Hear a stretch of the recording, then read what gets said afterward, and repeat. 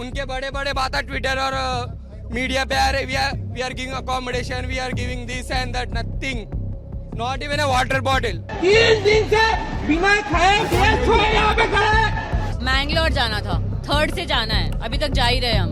और ऊपर से बड़ा करे जैसे कि तुम्हारे घर का कहता हूँ कि मैं। अभी इन्होंने अलग अलग फ्लाइट में बुकिंग किया है मेरे और मेरे वाइफ का, और इनको पता नहीं कि कौन सी फ्लाइट उड़ रही है कौन सी नहीं उड़ रही है।